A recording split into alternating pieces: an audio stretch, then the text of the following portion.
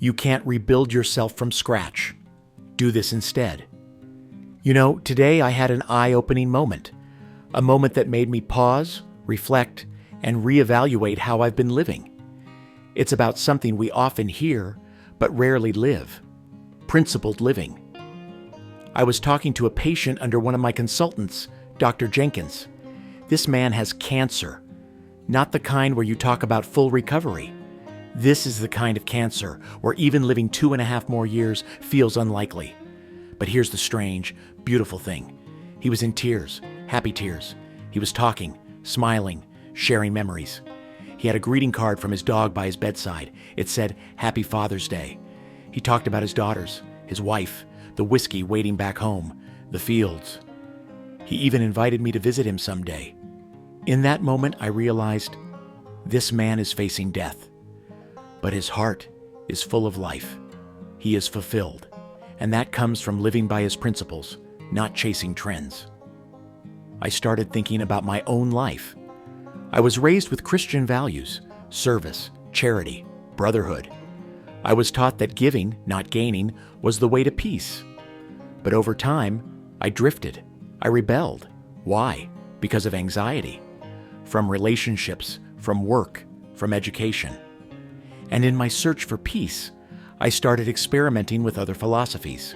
Some said, live a little, drink, smoke, don't take life too seriously.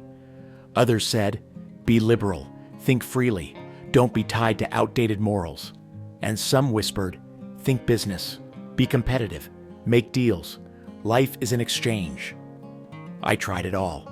Each one worked for a while, but none lasted, because life, my life, is not a tiny machine you can reboot overnight. It's a massive system, a Titanic. You can't replace the entire engine and expect smooth sailing. But here's the truth that hit me. You don't need to change the whole machine. You just need to tune a few parts, just like amino acids.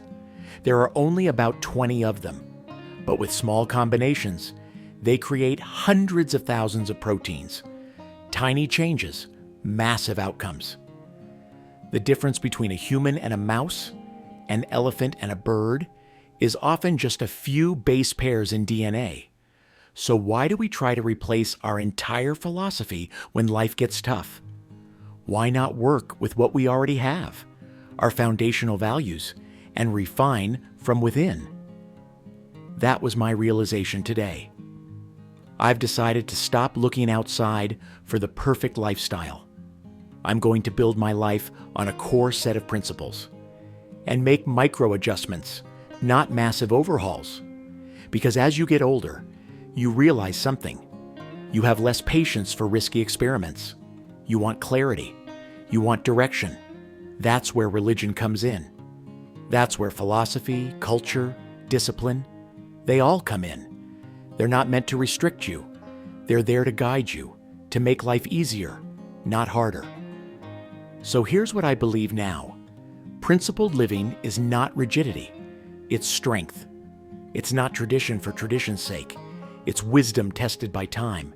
And maybe, just maybe, if we live by the principles that make us feel whole, then even in pain, even in uncertainty, we can still be at peace.